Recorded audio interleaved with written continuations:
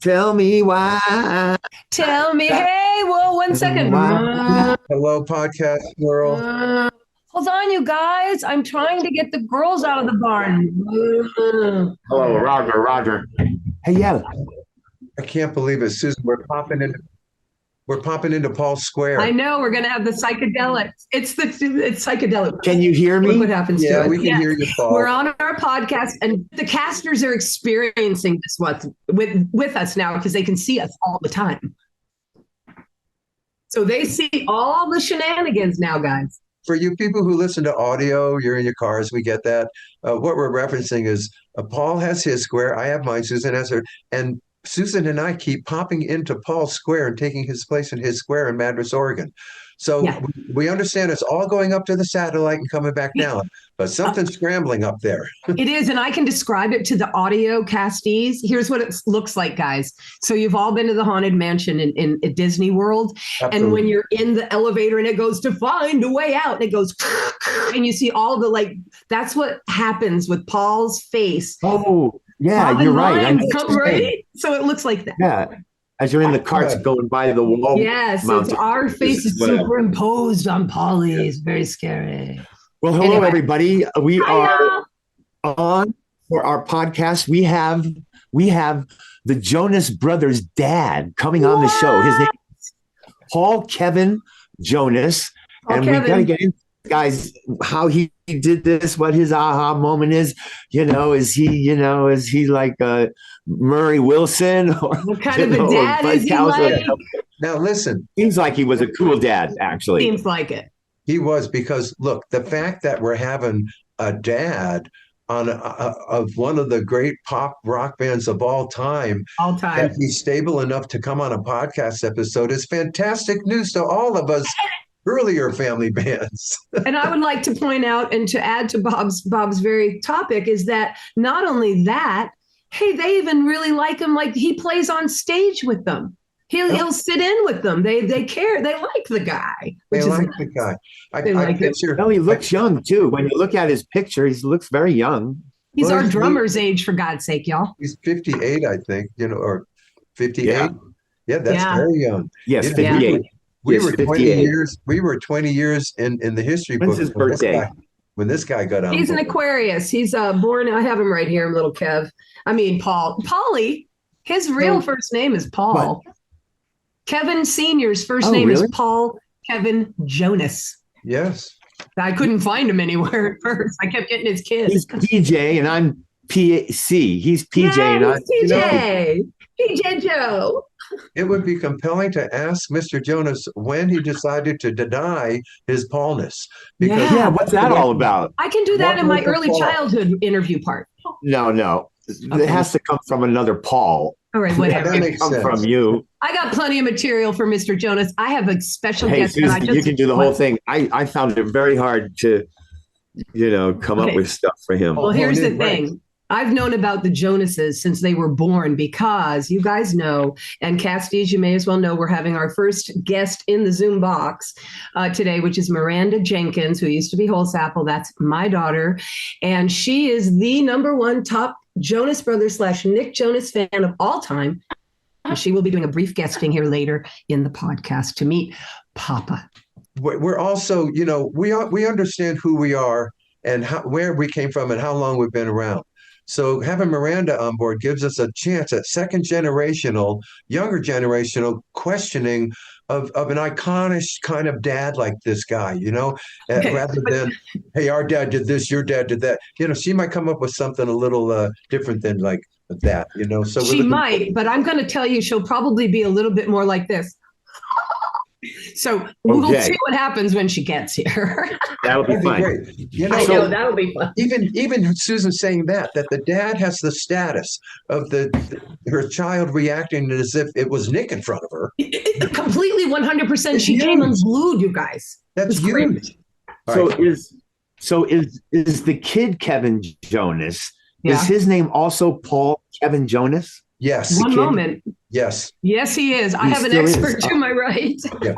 Hey, Paul, that's a good follow-up. Yes. When the answer is why he denied his Paulness, then you can ask him, well, why did you have your son? Clearly he denied his. Why did you I do know the that? answer from the expert here. He is a second, not a junior. No, yeah, we know. Yeah, we got the Roman numerals going. Yeah, Romans. All right, where are we playing, guys? We got to go over Oh, that where are we itinerary. not playing? All right, so next is the Flower Cruise. Power Cruise. And folks, we got the schedule. Okay. We're going to the Caribbean. I'm bringing my oars. Our first show is on Friday the 24th. Okay, so we leave Thursday. Friday the 24th at 11:30 on the pool deck. It's the T-shirt party. And well, Lord knows what that would mean. I don't know. It sounds fun to me though. Should we wear our T-shirts? I don't Does know. that mean we wear T-shirts? I went old school on T-shirt party. I got to get more contemporary, or it's going to go south. So I don't know. No, I know. It's going to be great. Everyone wear your favorite tie-dye T-shirt, possibly. I don't know, 60s T-shirt. It's a flower power. It's going to be wearing the flower power T-shirt. Can you imagine the whole they're not being audience? specific. Wait a minute. It could be the whole audience is in the flower power T-shirt. You know what that would look like? Yes. So cool. Oh, that would look boat like a T-shirt party. That would look like a T-shirt party. And a more acceptable, Right. I might add. Anyway, so we got that show. And then we have our next show is Sunday the 26th. That's 11 at night to midnight. Yeah. Woo! In the midnight. Oh, awesome. On the pool deck again. It's going to be we got a Q&A on Wednesday the 29th with Mickey Dolans. Of the Monkees, which makes me feel very Jonasy. You see, because my Jonas Who are we doing it with, Bob? With Mickey Dolans Who we and a couple of folks from the Family Stone who we love Family Stone. We love them. We're going to do it with Jerry and Boone Stone, okay, from the Family Stone and Mickey Dolans. Exciting. Bring your questions, folks.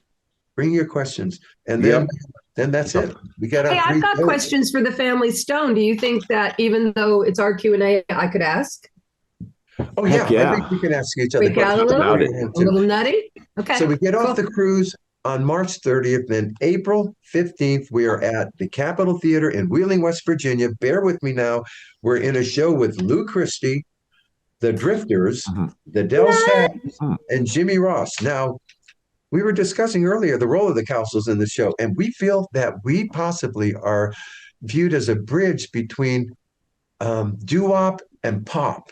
You know what I mean? Look, here come the Cowsills up the little bridge. We got Lou Christie and the Cowsills, then the Drifters, Del Sound. You know what I mean? We're comboing up genres here, I think, a little. And might be pretty cool because the audience is going to combo up. You know, That's right. The doo-wop audiences will finally meet an audience with the doo-wop folks who are older than our audience, the boomer folks. Wait, Bob, with this theory that you have that the morphing of a musical genre will morph into the generational next one due to lack of participants in body and soul, right? Well, there aren't many doo-wop groups left. So then does that mean ultimately at the end of this evolution, if you will, yes, that we all just end up where? At Kanye West front door? No, the Cowsills, for instance, as an example, you want to project forward with that same kind of thing. Yeah, please. We now have the Cowsills with the Jonas Brothers together. Oh. Because we're in effect passing the baton. In the way that doo-wop is passing to pop, Cowsills pop is passing to Jonas pop. Okay, now, and also on that same topic matter, and I want to run this by the two of you, I personally feel that a Jonas Council double bill would be phenomenal. Well, we have their co-manager coming on as a guest later. Hold that thought and make sure you bring it up. I won't forget it. I'm going to make a note right here. We should have the coming together of two musical families. I don't see why not. Let me get my pen out. Well, they're almost legacy too. Okay, so now after they're legacy dudes, trust. Right, so legacy meets legacy. So after the Wheeling, West Virginia show, we hop a plane in Pittsburgh to Providence, Rhode Island, and we play in Westerly. Oh, it's going to be fun. At the United Theater, Paul? Is that what it is? Westerly? No. Yeah, United Theater. Okay, so that's Sunday's show. And then we're home. So that's April.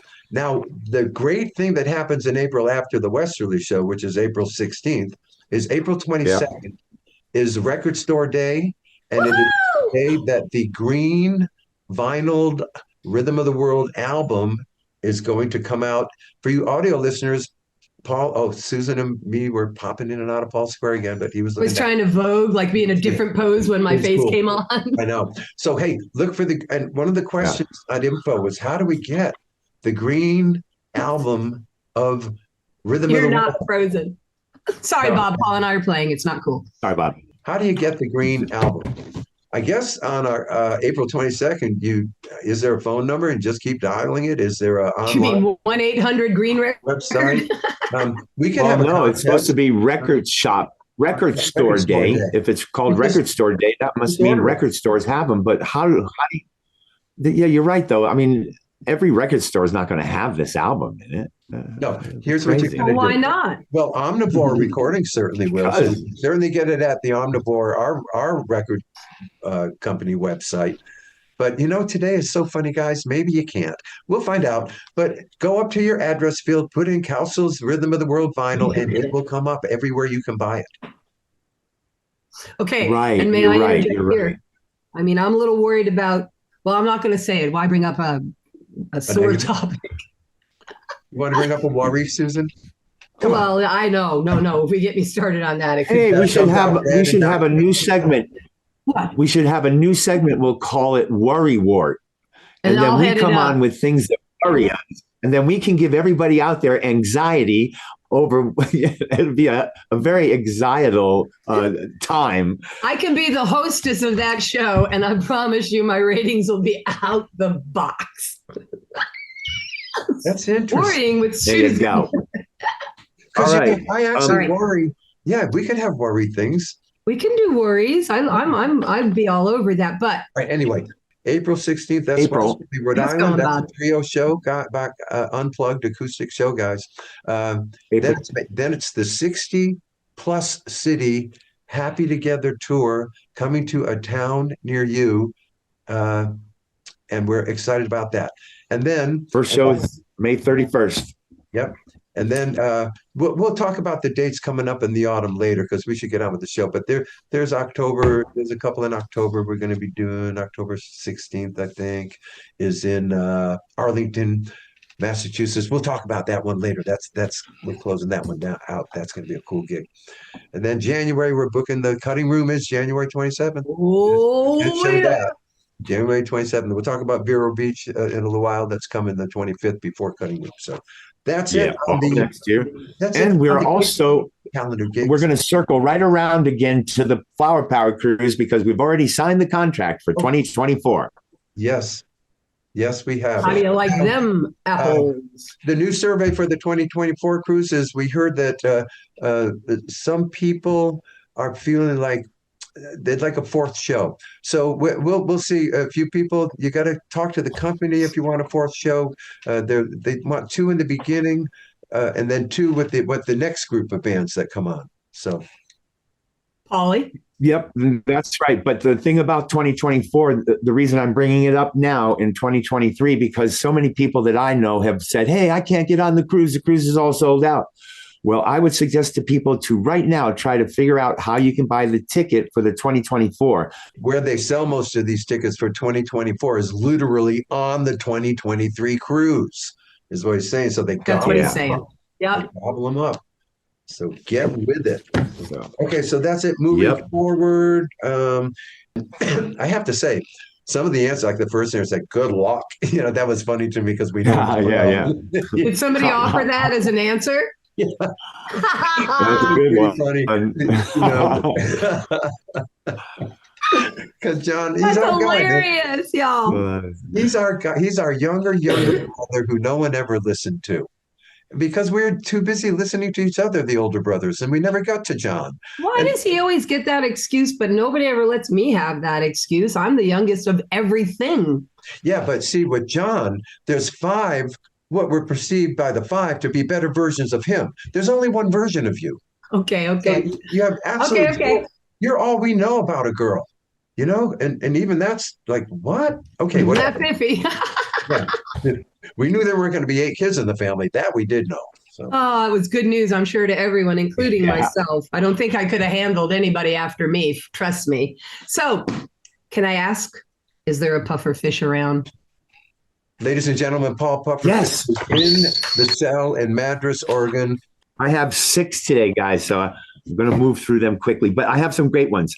Yeah, because you know who's showing up. Listen to this. 2,500 people, actually 2,500 left-handed people die each year. What do you think they die from? Give me 1 sec, please. Go, Bob. You think too. Trying to brush their teeth right-handed. Dying. Very Bob. good. Very good. You mean very good, like he answered it right? No, he's close. They died trying to eat food with their left hand. Well, that's as close as Bob was, which isn't the answer. And the answer is from using equipment made for right-handed people. Well, then Bob and I's answer were kind of correct, both of them. I can see it with saws. I can see it in a lot of different mechanical ways that could be an issue. Okay, all right. I can see that too. Wait a minute. Bob? A saw? There's a left-handed saw? Well, I'm just saying I can think of things in my world of carpentry that could kill a person if they're not using, because it is set up for right-handed. Okay. So if they're thinking left-handed, then they could run their arm into the blade. I mean, I can see this being an issue. I did say toothbrush, but if you try it with your opposite hand, it's very difficult. That is not an easy thing to do. Right. No, it isn't. You can't get it everything. Poke your eye out. You could poke your eye out with that, and then bleed out and die. I thought eating was a good guess because yes, you're right. They had 2,500 knivings, stabbings through the gum and bled out. Right. Okay. Yeah. Okay, go. Listen to this one, guys. Visualize this as I say it. The total weight of all the ants on Earth is greater than the total weight of all the humans on the Earth. Are you asking or telling? No, I'm not buying that. No, I'm telling you, that's the way it is. You can't not buy pufferfish. He's a fact finder, Bob. You can't debunk puffer. Yeah, that's what it's got to be. And I believe that, of course. But what amazes me about a stat like that is that I don't see a lot of ants all over the place. You know what I'm saying? So wherever they're congregated to either quadruple or quintuple the size of humans to way more, where are they hanging? Yeah, under New York. Well, they're hanging like when we're in on a plane and we're going west coast to east coast. Most of all of that is over all this empty land. I mean, if you think about it, the cities of the states. But so ants are there. I think that's a very good. Everywhere. Look. Think about ants. Think of their size. Think about how many you see whenever you see a group. Do the math. Come on. I have one here, and maybe is going to make Susan cry. But here we go. Let's go.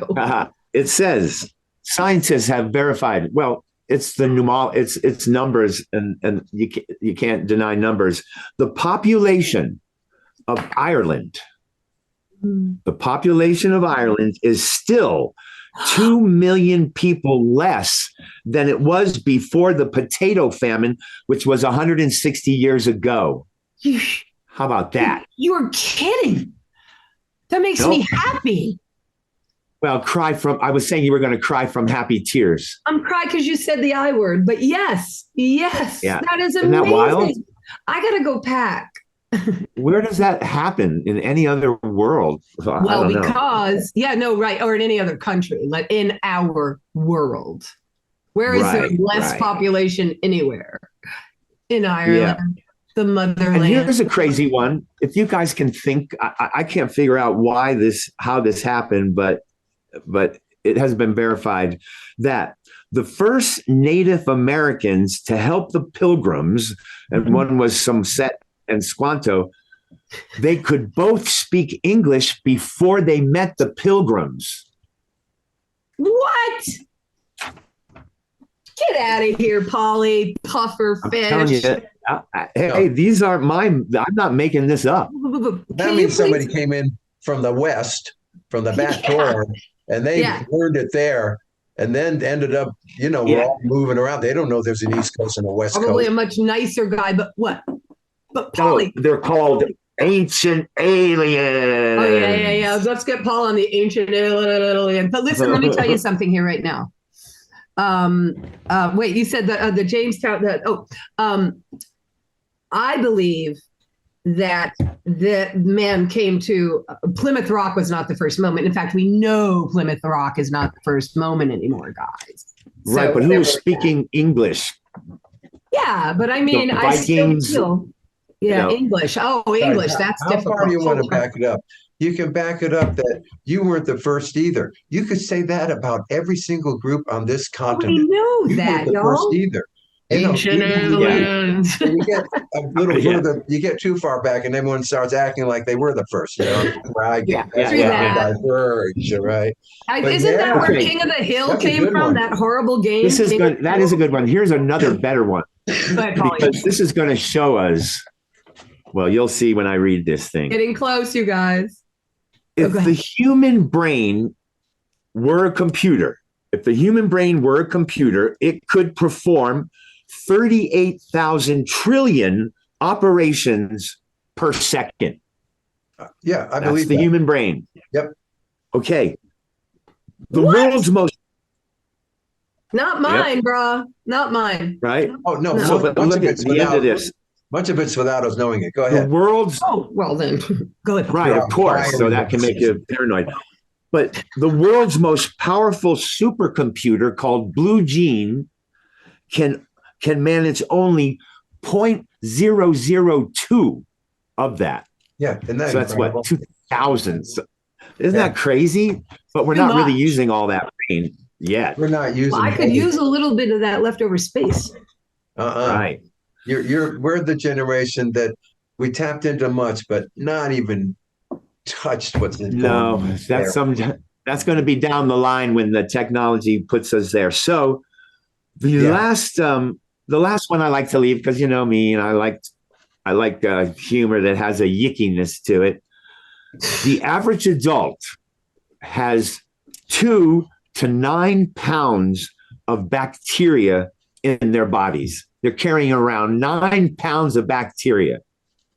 Thanks, Paulie. Thanks, Isn't that fantastic?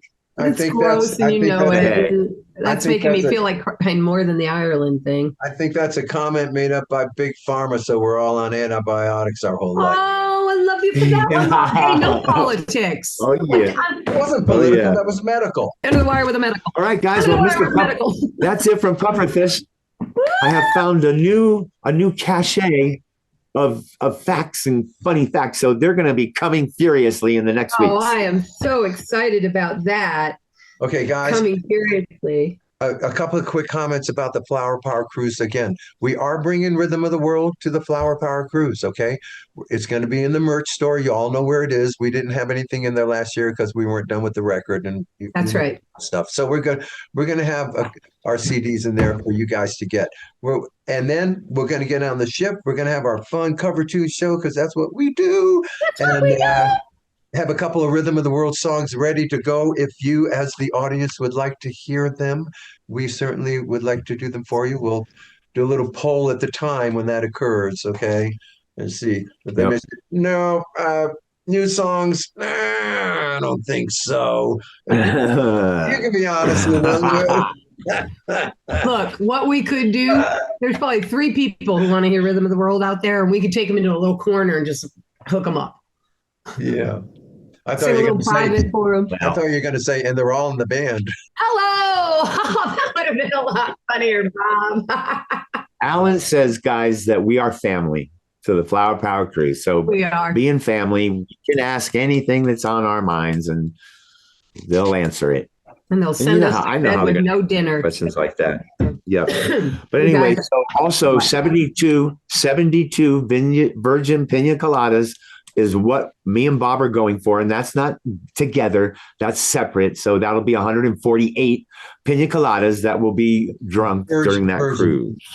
You're not even counting my contribution because I know I'm not in the competition and I don't even care if I was. Well, yeah, I don't recall you ever getting one of those, except I did every time. I know. You little punk. Now, for those of you who can't go on the cruise, and we know you want to monitor this mathematical event, what Paul and I are going to do with the Virgin Pina Coladas. Oh, yeah. At the time we hit the record, We don't know what day of the cruise that's going to be. But when we hit it, we will raise a Pina Colada white flag on the ship, take a picture, and post it on our social media websites. Yes. Kind of, when they got the new Pope. I like send that, Bob. That's good send some stuff. signal that this has been done and accomplished. What we could do also, if it might just be that fun, just to have it, is that we could actually, when we're getting close to it or something, or at least show them what we do and how many virgin pina coladas there truly is on a table at one time, at like the beginning of a thing when they're all there. Well, at dinner, there's always 5 for sure. 2 for you, 2 for him, and 1 for me. Well, but it stepped up last year and it was 3-3-2. It was. Okay. Paul, you're right. We're going to take him through it.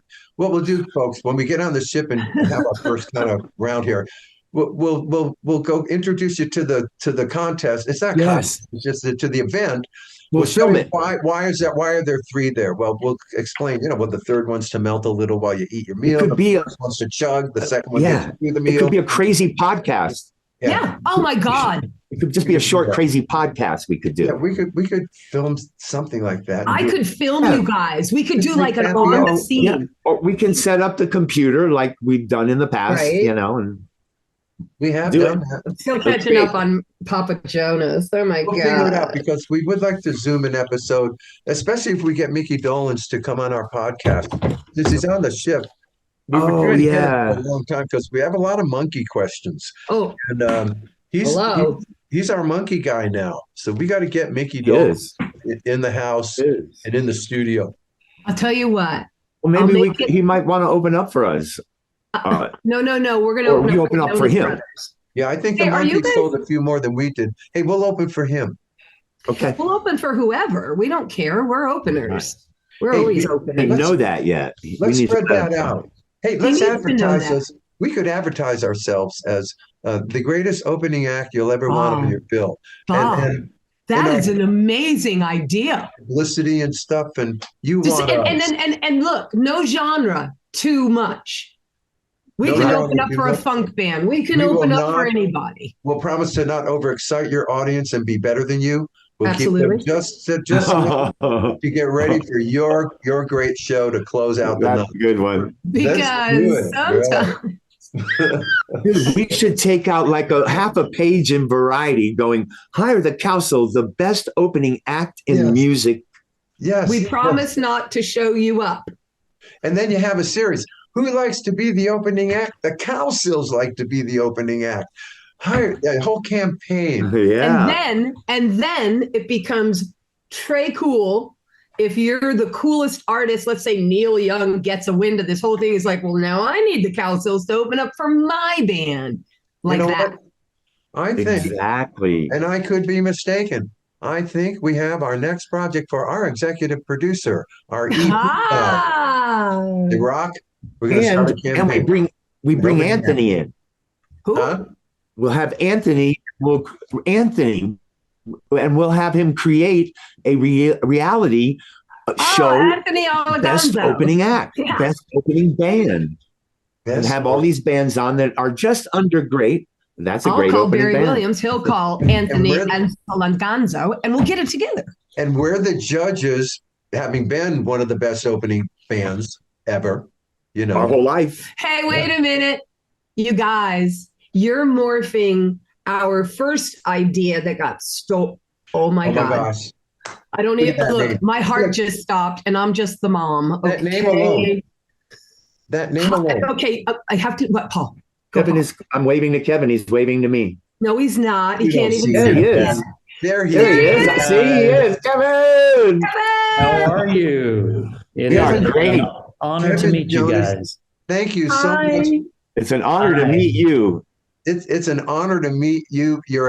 We have so many questions. You know, you've answered a ton of them, I'm sure, but we have some you haven't answered, we think.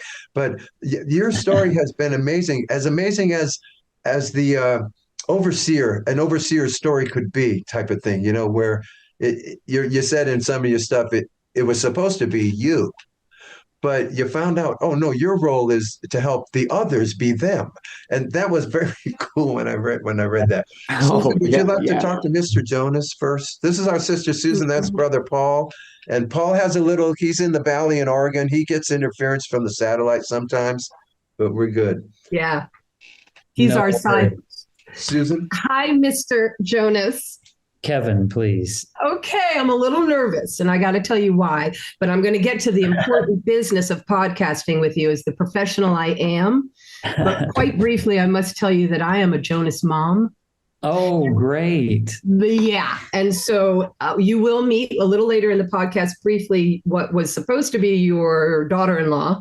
Things went a little south. She ended up marrying a Nick J anyway. Oh, good. That's right. great. So that dream came true. But anyway, we will get to that. And it is a humongous pleasure to meet you, sir. That's great. Well, is that too much sun? I can lower this. No, you're perfect. You look fantastic. You're perfect. And this is our little trying to look professional. I think we're doing a good job. That window actually, Job. Kevin, that window takes about 10 pounds off of you. Oh, stop. All right, Yeah. Kevin. I've actually lost like 60 pounds recently. So yes. Good for you. Not the window. Okay. Not well, the window hopefully helps a little bit, but no, it's other right. efforts. All right, Kevin. Nice. Here's what we usually do. This is a little different because, and I also wanted to find out how you made your way to our podcast. However, first things first, young Paul Kevin is born in New Jersey to his folks. Were your parents musical, first of all, please? My mother played piano in the church that I was raised, piano in Oregon. My grandmother sang. My grandfather and his brothers had a band. Okay. My wife's family were like in the Ice Capades. Lots of stuff. Okay, so entertainment is in your blood. No question. I joke all the time. They were in my van before I was in their jet. They very nicely put. That's a heck of a Right sentence. on. That is a heck of a sentence. Okay, so then let me do this. So then what I would say is, so you, as a young man, you weren't fixing to be a fireman or a policeman. You were headed to the stage. Tell us about your young musical career, or the want of. Well, I grew up in church circles in North Carolina. And when I was 7, I went away to our church camp and came back with the hot new worship chorus and sang that in church. And that started me singing at 7 years old. I was traveling around the area when I was 8 years old. My mother would play for me. Okay. And we went really all over that little region. Can I have a question then? I sang in school. I sang in. Sure, Yes. Well, the 7-year-old that stood up for the very first time, okay, and did a solo. Yes. And I know we're all older. It's hard to get the detail out, but I'm curious. Did that 7-year-old, did you respond to the audience at all in terms of, were you nervous in front of an audience? Were they really not there? You're just singing, and it's just you're so used to who they were that you were comfortable from the get-go. I knew as early as I can remember that I wanted to be in music, and it was a natural fit. Great. As a person, I often feel awkward in all settings, except when I'm singing. I've heard it explained in a similar fashion by other artists. But for me, it was always natural and probably the most comfortable place for me to be. That's when I'm kind of in that zone where there's a flow.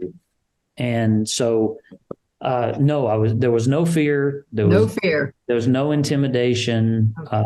I loved it, thrived on it, couldn't get enough of it. Like a lot of the people that I've met throughout my life that have spent their life in music. But also I find that a lot of us have some social awkwardness here. 100%. That was me entirely. 3 people made me uncomfortable. 1 million was comfortable. I think we understand and relate to that, Kevin, on a very visceral level, frankly. I can imagine. May I then ask you, okay, so you are musical, your parents are all in. this is what's going on? Do they see a future for you? Number one. And then if and when that shifted, when did your spirituality and that nature of business become a calling as well? Oh, excellent. Thank you. I remember vividly for me that, it was just my mom. I didn't really know my father. So the concept of a father God really did hit the core of my being. And so we were at this church camp I mentioned. They had, I've always also been driven throughout my life, and they had a Bible that had pictures from outer space signed by an astronaut, but you had to memorize the most scripture that week. Well, who won? And I was aggressive at 7 against kids that were 12. I could barely read, and I memorized more scripture. But I wanted that Bible with pictures from space. The geek part of me was insane. But there was a scripture that I passed by that was, we've not received a spirit of bondage again that causes fear, but a spirit of adoption. And it was like, oh, and even as a kid, oh, he adopted me. And there was like this light that went on at 8 years old, 7, 8 years old, where I related to religion from the perspective of adoption, if that makes any sense. 100%. Sure. So for me, it was never form. It was never pomp and circumstance. It was very much a personal connection to I've been chosen as a person. And that was kind of my spiritual life. So that never left me, even though there was difficulty through my life. And I started singing, and then it was church circles, and it was traveling in that district for that denomination. Gotcha. And then it was, musicals in school. And so you were combining, now you're combining it. But Yeah. it isn't a specific religious moment for you. That is a little kid finding a dad. So because I really understand that. I call the universe my parents. So I get it. Go, Bob. Bob has a Exactly. question. I can see. Go, Yes. Robert. Yeah, well, I want to go in terms of so you're in a Christian, you're kind of coming in the Christian environment musically at first, even, and Yes. singing that. Now, as you're going through high school and your world is expanding beyond just the obvious Christian influence. What's getting into you? What's getting into the house from the outside in terms of what's going to influence you? What's going to influence you to influence your boys later? Good question, Bob. Yeah. So my love of music was intense. Like, I think my first crush was Carole King in 1972. Then I was Amen. 7. Tapestry. Okay. Yeah. Tapestry. Yeah. And I don't know, throughout my life, it's been the Bee Gees. It's been every genre. If it's great, I love it. And my passion for music. And my mother was going to country music nightclubs in Charlotte. And as I was doing musical theater and my love of musical theater, and at the same time I'm listening to AC/DC, and at the same time I'm listening to Barry Manilow, and Right on. it's this collection. If it's great, I love it, and I'm unashamed. Okay. The Bee Gees were probably my lifetime favorites, but a lot of influences through my life. That's and great. especially my teen years were those late 70s where they exploded with, of course, Saturday Night Fever. And May I ask you, can I ask you a 70s kid question? And it is a Cowsill correlation moment. yes, So you're the same age as my husband, who's our drummer for the Cowsill band. awesome. And he did not have a Cowsill reality except for Love American Style, because it was a TV show he watched after school. Would you like to speak to that, Kev? That is so funny. That is my connection. Of course it is. I think the music. So the good news for me was that I was raised around people that really loved music. Nice. And so my connection to your music was that. Sure. that after school, and I was aware of your music. Okay. Because it was kind of around me. But that's when I connected to kind of who you are. Do you get a band? Do you pursue? Not a band. So what happened is my mother would take me around, and there were church opportunities. And then in high school, she was attending these nightclubs, and they had a talent contest. And they just opened it up for whoever would come. And I couldn't get into the nightclub, but she was like, look, I'm going, and I can get you in this talent, and you can. So I went in at like 15 years old and won. And the only country songs I really knew at the time were the pop crossover country of that day. So it was Kenny Rogers, it Glenn was Campbell. Alabama, Glenn Campbell, that. But I won. And then the next week, this other kid won. Then it was me. Then he was a little older than me, but not much. And that was a guy named Randy Trawick, who was Randy Travis. Oh. So we were at Country City, USA, which is now a different name. And he actually ended up leaving. His manager was the manager and oversaw Country City, USA, took him to Nashville. But I dropped out of high school during that time, and I said, hey, I'm doing music full time. Whoa. Wait, Tio, you dropped out of high school with permission or without? I didn't really ask permission. I just said, hey, I'm doing this. They said, no, you're not. And I said, yeah, I am. And so I did. You won. I won. Our home wasn't confrontational. So it was probably should have been in that moment. I understand. I doubt that, because there wouldn't be this moment if that changed. Never regret it. You never know. No, there are no regrets, and I had a blast. Yeah. Some people, I was 16. The times have changed at 16. Things I did then would be illegal today for the participants. But, I was drinking. I was having fun. I was with older ladies that Were you kind of an emancipated young man because there was? I was unofficially. Unofficially, I was kind of living my dream life. Had some people that were scoundrels, but no regrets. Yeah, I hear you. Paulie looks like he's got a good one. Kevin, so being another Paul, and St. Paul, St. Kevin, I don't hear that, but St. Paul. Yes, for sure. One of my favorites. Right. So what was your departure from our name?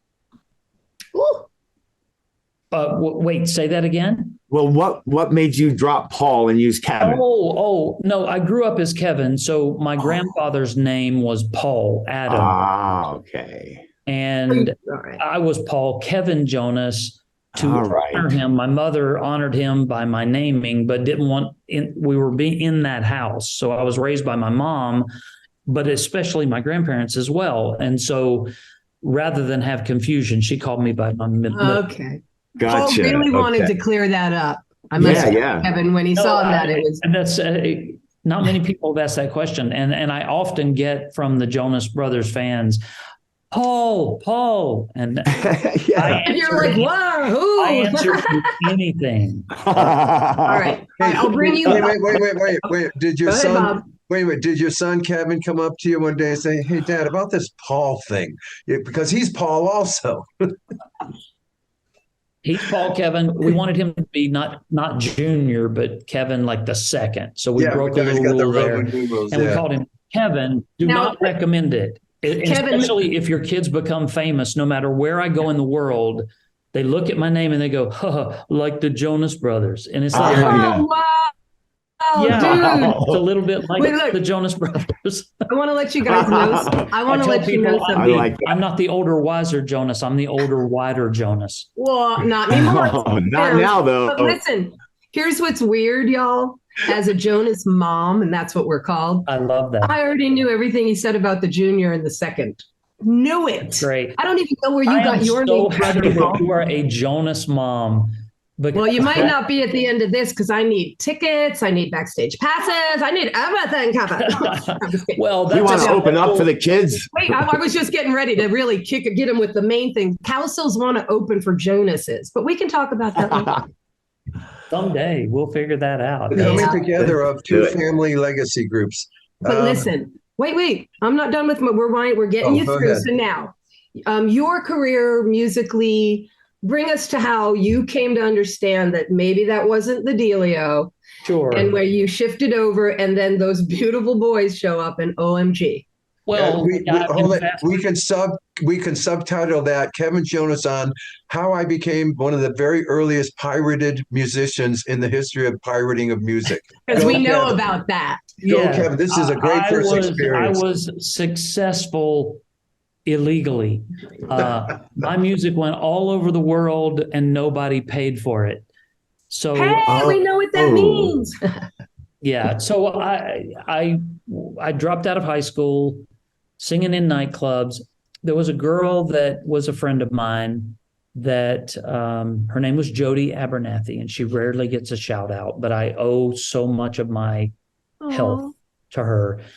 And she was probably, you mentioned spirituality in the universe. She was tapped into like pure love.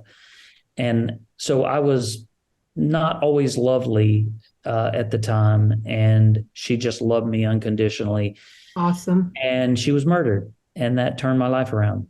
And the day they found her body and she had been attacked, that really did like alter my life's path. And I said, okay, I don't want that life to be wasted. And I will do what I can to show that kind of love to others. So I went back to high school, actually a year later, finished, went to a Bible college where I met my wife. I met my wife in registration line, and we're celebrating 38 years this summer. Yay! But wow, my life turned around, and then I was in what's in Christian music, it would be called worship music. And it's like, take a pop rock band, put it on a Sunday morning with contemporary songs that we were writing. And it was really a very creative, I took over the worship music of that institution. Nice. Went all over, literally all over the world. We had no record deal. It was there was no distribution, all word of mouth. And it really did blow up. And I can still go around the world where my songs are sung in churches. There's a song in Brazil right now that I wrote 25 years ago that has blown up and is almost like a hymn book song now in Brazil. That's a good legacy. That's a good legacy. So thankful. And so out of that, I was doing that, was involved with a church in New Jersey, and the boys started working on Broadway. And while they were doing Broadway, we would switch off. Denise would take them in, and I would switch and go back and pick them up, or vice versa. And Nick he did 4 Broadway shows. Joe did a Broadway show. They were all doing commercials. Nick and I wrote a song that someone heard. And long story short, they wanted to sign Nick at 11 years old to a record deal. And that's when I said, okay, this is my world. So I'm going, and by then I had recorded music. I was doing some consulting and other things for record labels. I'd already kind of laid it down. There was a moment when I was at this Bible college and we did a yearly live recording that I gave everything away. Like every song I loved, I gave to other people. And it was kind of me realizing that my time in the forefront was over. And it probably was preparing me to have the right mindset for when my kids started their journey. Well, I can tell you. Can I say one thing? Go ahead, Bob. Yes, I know. One thing that is great for you, okay? And I got a couple of dad comparison questions because our dad managed us too, and he there's no comparison, of course, people that know our history and your history. But what's interesting to me is you still got to be an artist. You still, okay, you didn't have a #1 hit, whatever on that. but all the rest of it, that is the most important part of it. You got to still do that, and you still do it. You got a song in Brazil, for crying out loud. You still got to give your talent back. Obviously not at the level that you're going to help your boys give it back, but you're still, but it's the same thing, is what I'm saying. And you were fortunate to be able to do that. You really were. Yeah.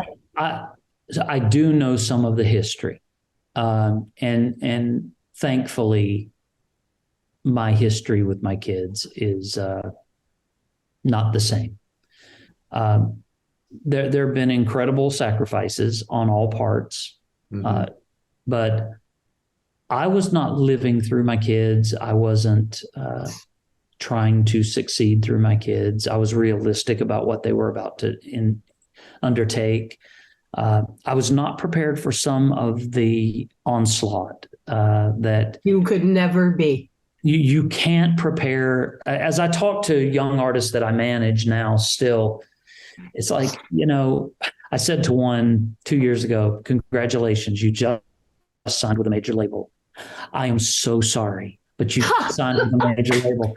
And she said, "Why would you say that right now?" It's like, you'll find out. Trust me. You'll find out. It's a hard business. I think I was fortunate is that my time in it started to shift, and it became, my passion became about helping others live their dream before it became a temptation for me as a dad to exert that through my children. Nice. And I think, again, I think my spirituality, that centering helped, but there was actually a life change for me where I said, if I look back at my life, have you ever seen Mr. Holland's Opus? Yes. Okay. I watched that movie. Yes. I cried so violently in that movie theater that the people down the row from me thought it was an earthquake. I was sobbing at this guy who stopped to do one thing, and it ended up being his life. Yeah. But then he realizes it was about other people. Right.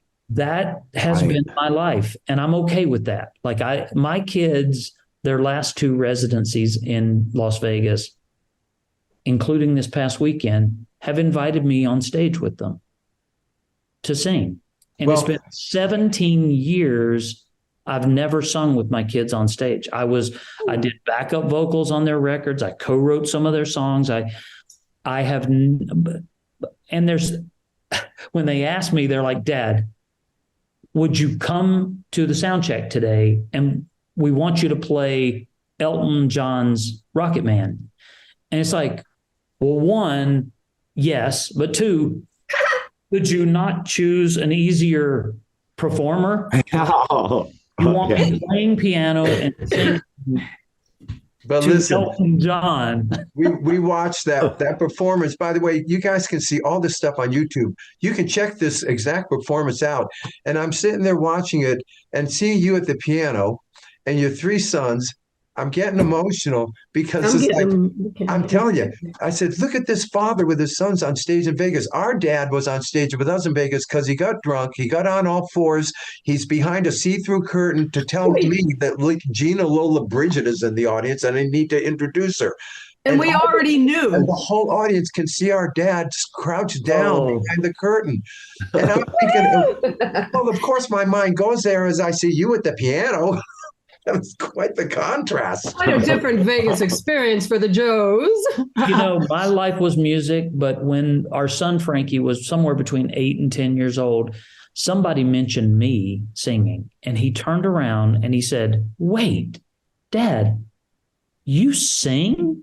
Oh my gosh. Yeah. You're kidding. That's funny. And there was both a, wow, he doesn't know that I can sing and play, right? But it was also like, wow, like he doesn't know that I can sing and play. Yeah, that's cool. It's cool because too many of us, the parents, are the problem.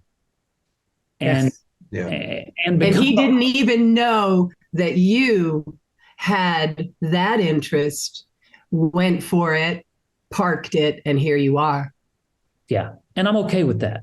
Like, that's beautiful. I I could never have imagined the success my sons have had. No, being realistic about this industry we're in. Yeah, it's tough. It's tough. Yeah. They've sustained. They just received their star on the Hollywood Walk of Fame. Yeah, we followed that. And it was so incredibly emotional for me. Yeah. But there was also this just satisfaction that comes with, it's not about me. Mm-hmm. And it's okay that it's about them, and they deserve it. Oh, yeah. And may I ask you what I feel like I really would like to know this based on everything we're talking about right now. Hi, sweetie. For you, hi, that's Miranda. But for you, okay, Kevin. So I know I can just tell by what I'm feeling from you that music was very soulfully important to you. It was saving your life, frankly. Yes, so no question. I feel that, and I understand it, like totally get it. So I would imagine, being the kind of cat you are right now, that when you're seeing what's going on for your kids, knowing how you feel about it, I mean, you could never know how you would have felt if it was you, but right. you can know how you feel about it. You know what I mean? Seeing them and when they first started, I used to say, I've sung in front of 30,000 people. So, it's important that you hear me. And they just went right past that mark. And right.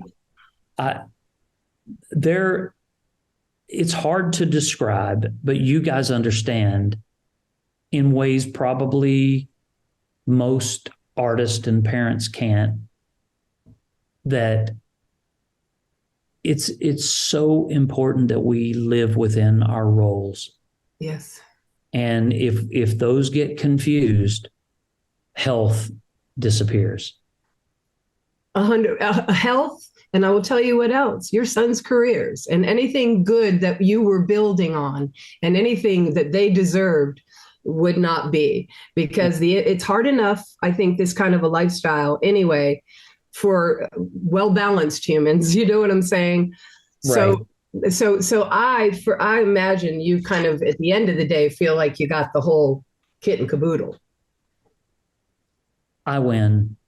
Yeah, you win. Guys, I can't even begin to tell you. Like my kids introduced me and said, the best voice in the Jonas family is our father. Oh, Kevin. Yeah, that's great. And there's no regrets, and they don't have to ask me. Yes. To join now, them. when they're younger, and I know the story about 3-year-old Nick coming down the hallway and singing, and really and Joe coming. I guess a little later he's going to flip his switch, right? He's going to get into this later. Right. But in these initial days where Nick's doing that and Joe's doing that, somebody in your family you are noticing this, of course, but who decides this child is worthy of giving this to more people than just his parents and more people than just anybody? Let's put Nick in a Broadway musical. I mean, how do you come up with that? I think Nick decided, but I could be wrong. Go, Kevin. I think you're a home that understands the child I was dealing with. There was no stopping Nick Jonas. He stood up on my mother-in-law's living room coffee table with a turkey baster in his hand as a microphone at 3-4 years old. And she said, Nick, you need to get down. And he said, no, I'm rehearsing for Broadway. Oh. At 3? At 3 to 4 years old. Okay. And he booked his first show at 7. Yes. Wow. But so you had to respond to that. Him. But my role was to prepare him. Yeah. Right. To the level of my talent. So for certain parts of that, I could prepare the song. I could show him how to deliver the vocal, but they surpassed me, all of them, so quickly. With Nick, in that moment that you spoke of, that was a moment where I did turn around to my wife and I said, this one, is beyond me.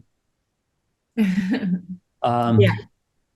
He would have to be. He would. I've seen a lot of footage. Obviously, again, guys, I have a great advantage here being a Jonas mom. I've seen Nick probably more or as much as Kevin has, as a baby, going through every change of his life because of Miranda here.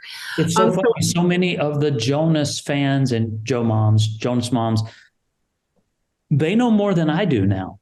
We watched the Chasing Happiness a couple of weeks ago. So I briefed her a little bit. We did. So we had to recap a little bit. Kevin, this is Miranda, who would have been, but isn't your daughter-in-law. And when we told her that of the heart. Yes.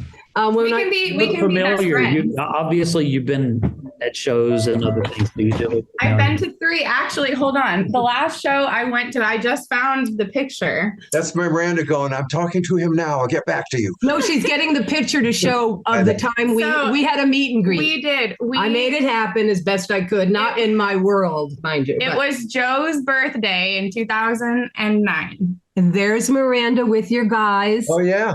So that's me, and that's everybody's niece Carrie. That's my cousin Carrie, and that's my friend Jeannie. But yes, and that little binder he's holding is like a scrapbook that I made. I'm sure they have I know he's bazillions of them, yeah. But I have storage areas filled with stuff.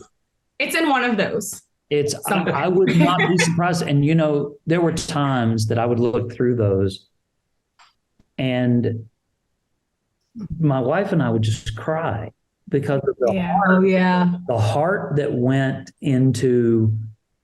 Yeah. My favorite moment, and I mentioned it recently, but one of my favorite moments is I will go to the soundboard, and that's front of house. There's a distance to the stage, but it's a great place to listen. But the reason I like to be there is there's always a moment in a great show where the connection is supernatural. And yes, and I love it because I was a part of writing When You Look Me in the Eyes.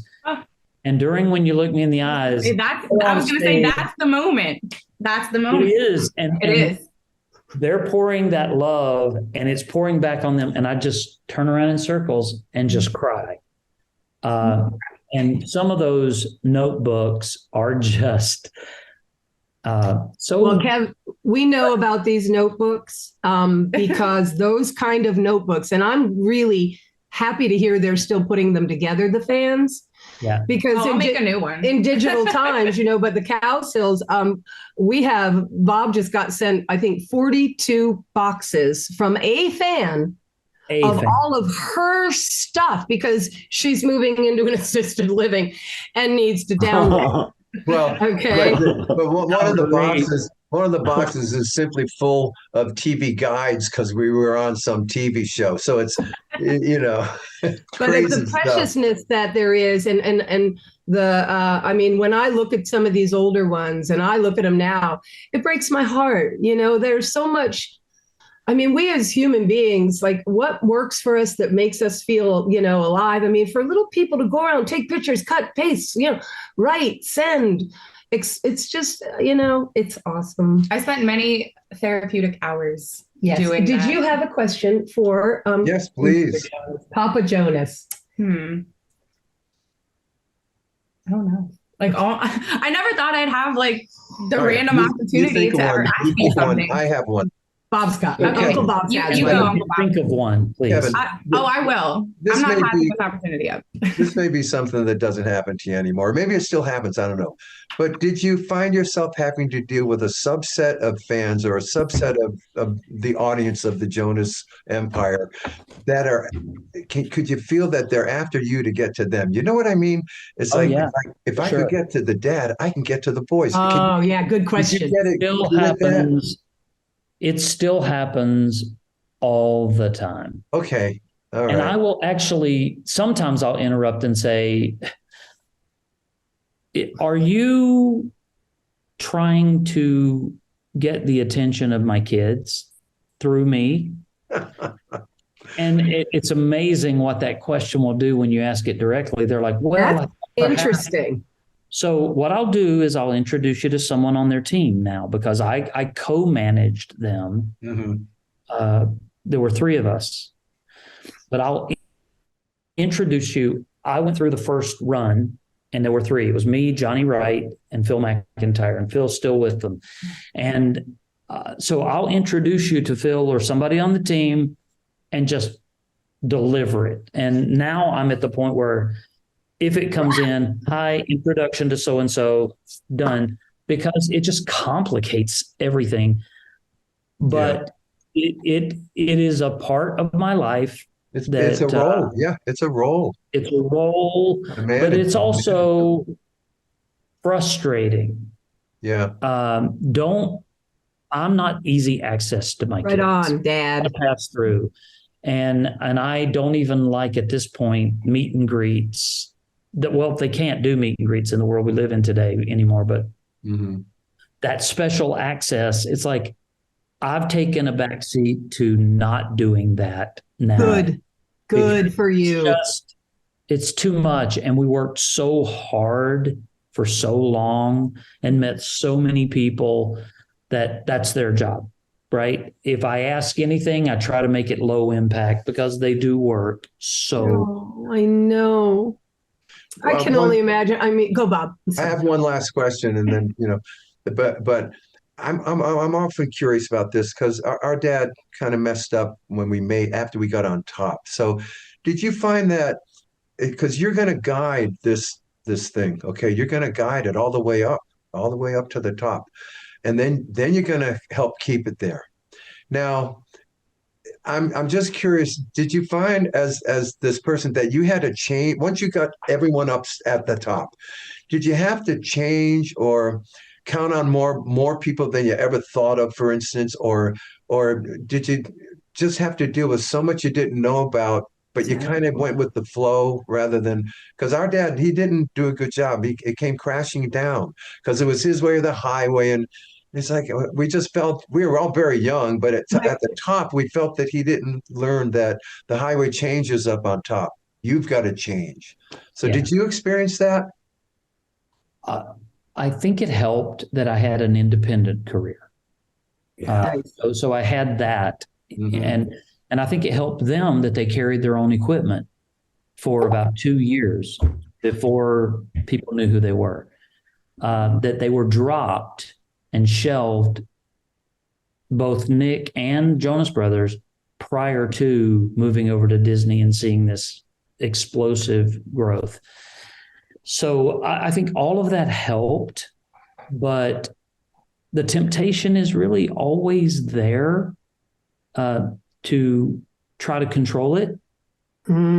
I've described the music industry in this way. It's like trying to catch a river with your bare hands.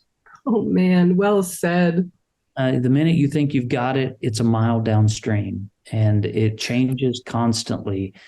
And every little nuance, it can be different. And you're dealing with egos and gatekeepers. And okay, so let me ask you this. So little Nick, little Joe, little Kev, little Frank, we're not so little anymore. We're grown ups. Right. Okay. And I saw the roast, Kev. Franklin. Oh, yes. The roast was. Saw the roast. Yeah, we watched that too. We watched that first. Actually, the roast for me was uncomfortable, but it was also like there was a little bit of like, hit them harder. Okay. Right? So I want you to know I'm enjoying this in a way I didn't think I would. Yeah, I saw you and I felt your dis-ease as a parent. I was with you. Okay. I understood. My private parts were praised Yes, I know, Kevin. I'm so sorry. Expected. Dude, I don't even know what to say. I was so embarrassed. But here's what I want to know, though, taking all of that into consideration and how to control it all is now.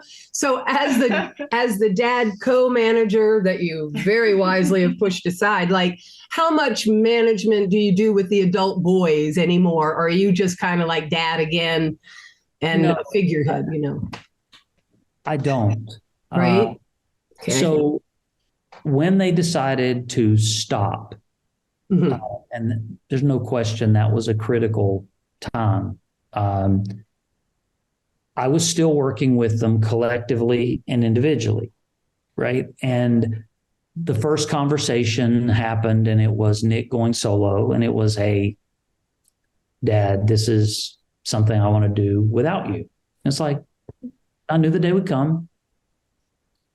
It was an emotional conversation, but expected. So it wasn't tears, it wasn't anger. It was, okay, we're there. Then it was Joe. And then I found out that I had cancer. And if cancer can be a gift, I didn't know I was struggling.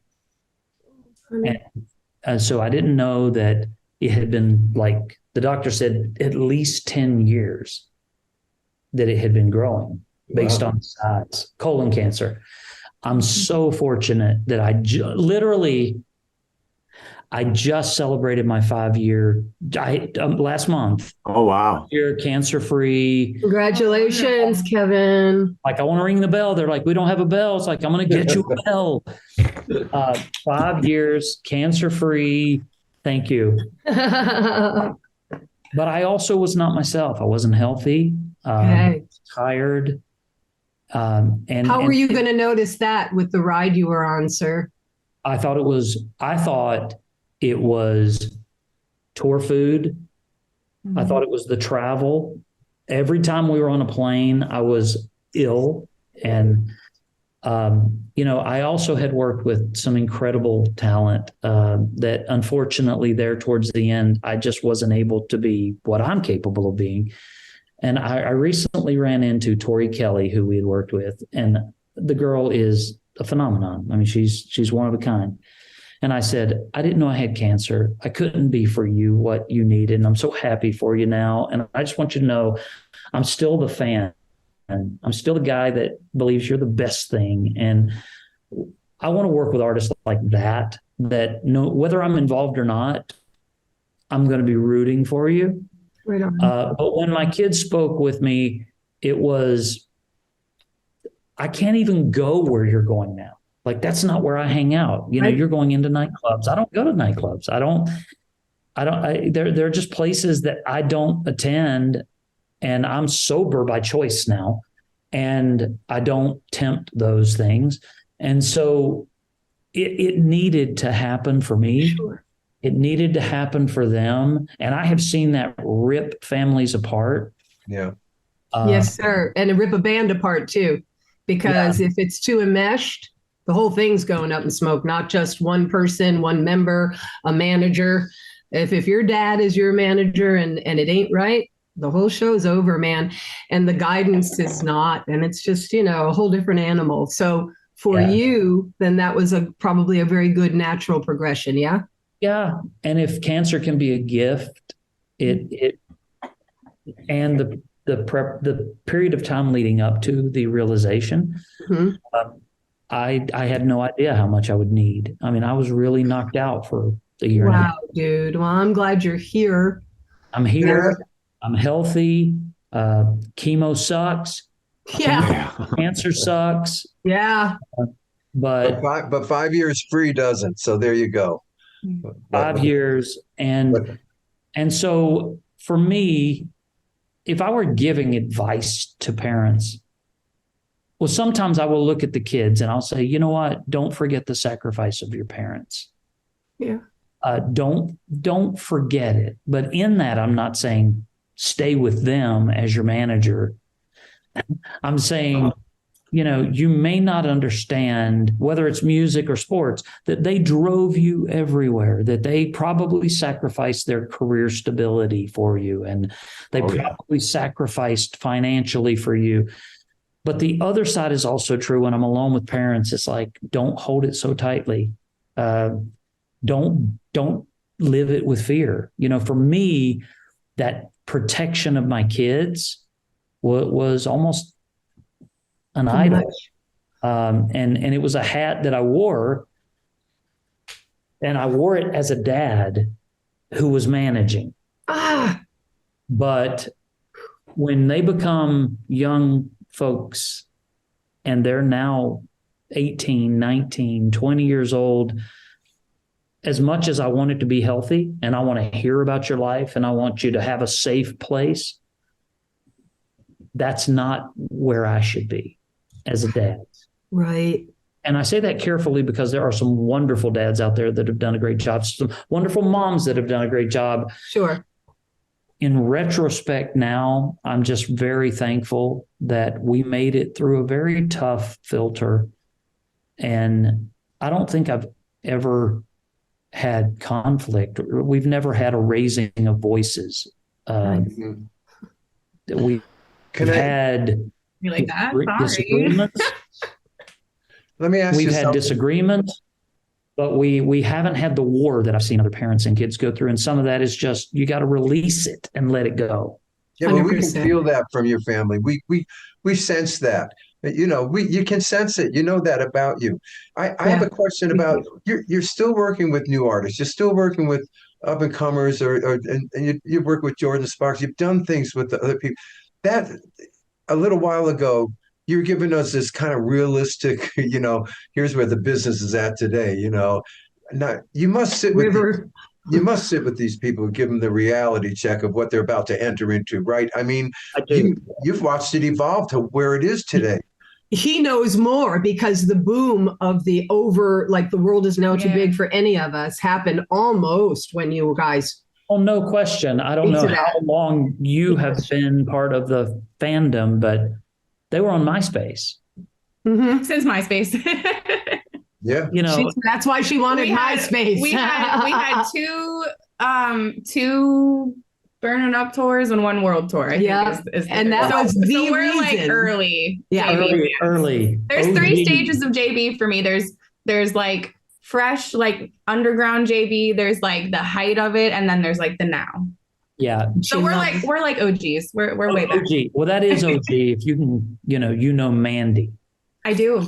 And that period of time was. Look at your Uncle Paul. My brother's like, whoa.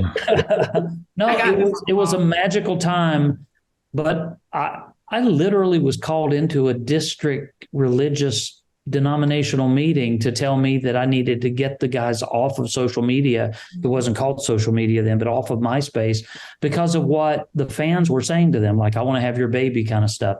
Right. And it's like, I said to them, maybe the geek side of me, that's the first time I downloaded a picture and it took 45 minutes to download one picture. I was like, we're going to take over the world. We're going to be able to do live video. And so with MySpace, I said to them, mark my words, the day will come where every church in America is on social media. Yes, sir. And they are today. And for the Lord. Hello. And for the Lord and for good. Yes. And everything can be used for good or evil, folks. I was like, what are we even talking about here? That's ignorance, Kevin. But it is, and it was severe, and it was an attack. But it was, there were good people in the midst of all that. But I think the methods evolve, but the truth of what music does has not changed. Amen. Right? Yeah. So if it was radio before, or touring before, or people that would sit and play the sheet music, whatever it is that brought the emotion and impact of that music to the masses, has not changed. It has not changed. The heart of what is special about music has not changed. But today it's TikTok. Tomorrow it'll be something else. Yes. But I have had people break my artist on MySpace, YouTube, Twitter, Facebook, Instagram, TikTok. I've lasted long enough. And if there's one thing I know is that without music, it wouldn't be as special. And the music has to be great, and it has to have an element that touches the heart of people. It does. And the artist has to be compelling. Well, the artist has to be willing. The artist has to be willing to receive a song and not just sit there with it and do something with it, because that's the responsibility of the artist. Absolutely. But here I think, guys, is what this all comes down to in the end. And I just cannot tell you how much I've enjoyed this so far, just on a level I didn't expect, number one. But my brothers and I, we understand that, because the only reason, Kevin Jonas, that I at 63, him at 73, him at 70, are even doing this while the music industry is a river that you can't hatch, that's a mile behind you, is because we are compelled to make the joyous sound, to be together, to share it, to have that moment that she knows about at your kid's place that you talked about at that sound desk. And it's the moment where we all go, love. You're tapped into. Like, I feel that at your shows, like just how you sit at the sound box, like they have a show sort of nearby where we live. We live in New Orleans, but it's like kind of an hour outside of town. And every single year, I mean, it's like, it's an oldies tour. Like, we're the youngest people in there, my husband and I. But I love looking around and like just the tangible like joy that they bring to people is just like, I feel the same pride as like the kid as you do as the parent, because the roles are reversed here. Like, I'm not the famous one, but like, to me, you know, like, just like they're just your boys. Like, this is just my uncles and my mom, but like, it's the coolest thing ever to like the lives that it touches. So I feel you there. Yeah. And thank you, Miranda. You're welcome, Uncle Paul. I just looked at her and went, I didn't know that. All right, we got to let this guy off. I know we could go look at, sometimes, Kevin, we get a guy or a person and we're like, this is a two-parter because there's so much. You are be happy, but maybe we do the other part. I just started doing a podcast called Legendary, and where I'm interviewing people who have been legends or have had legendary moments. It would be an honor to have you guys as a guest on my podcast. Awesome. We'll say yes right here. We'll contact your people. Yeah. Awesome. You are a good man, Kevin Jonas. You are a good man. Yeah. Well, I can tell you're all wonderful people. And you know what? I just want to go to dinner. Yeah, let's get a moment together where we can break bread and have. I would love that, Kevin. I really would. We really appreciate what you did for your family and what you do for your boys. Really we as this family band of who we are have a huge respect and love for you, for what you have done for your boys. Yeah. Thank you. Nothing like a guide, you know. Yeah. So I really, truly appreciate. You know, there's a guy named John Maxwell, and he made a statement. He said, "If you can't beat them, outlast them." And look at us. It's incredible. Right on, Kevin. It's incredible. Yeah. All right. Kevin Jonas, all right, you guys. Miranda, dreams come true. Wait, I thought of my question. Oh, yes. She thought of her question, UB. Hold on. What is your favorite Jonas Brothers song? Oh. Well, I have a variety, and I'll give you the reasons. Same. Because it's a multi-part answer. So the one time that I just turned around in the studio when they played back the song, and I turned around, I said, congratulations. This one is perfect, was Love Bug. I love Love Bug. Love Bug, beginning to end, it's so quirky and so epic. Okay. That's a bit of a masterpiece. Yeah. But there's another one. I see it. No. And then you go to Nick's solo project. Mm-hmm. And I personally think Olive and an Arrow and Conspiracy Theory off that record, extraordinary for a 17-year-old kid that people thought was my dad listened to that. My dad is a musician too, and he, you know, just like her, like they were always following whatever I listened to, and my dad was like obsessed with the Administration at that like period of time. He was like, this is a great album, and it was. Yeah.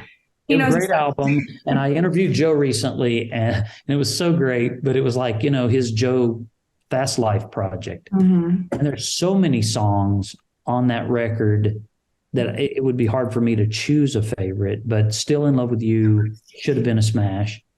When they came back, I mean, Sucker was undeniable.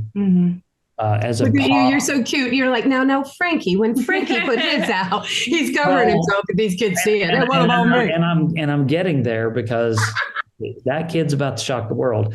I know. I saw it on Instagram. On the upcoming record, the world better just prepare because Hey, we got you guys. Hey, Casties out there in Cowsill land, we just got what do you call those? Like an alert from the main guy that we do. You heard it here. You heard it here first. Be prepared for Frankie Jonas. It's their new record is amazing. And let me brag on my youngest son. Go for it. The kid is such a freaking survivor. Yeah. And he's gone through so much. How old is he? Sorry, 22. It's okay. And he has poured his soul into this Oh God, brace yourself, Dad.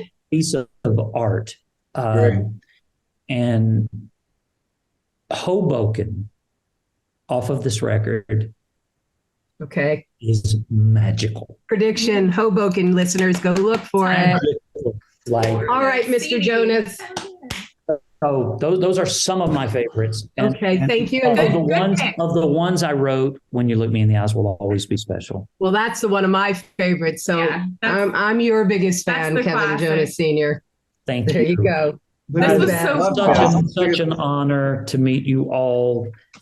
And congratulations on outlasting and still being wonderful people. Thank you, Kevin, so much. Yeah. Look, dinner. Thank you, Kevin. We need to relax and enjoy each other's company. Brothers, I'll see you Peace next out. week with Yes. Jim Babjak. And check out Kevin's podcast, Legendary, right? Oh, yeah, we're going to be on it. We'll get it set up. All right, Okay. everyone. Thank Love you you very guys. much. Love Kevin. you. Bye, Mr. Bye. Jonas. This was awesome. Thanks so Bye. much.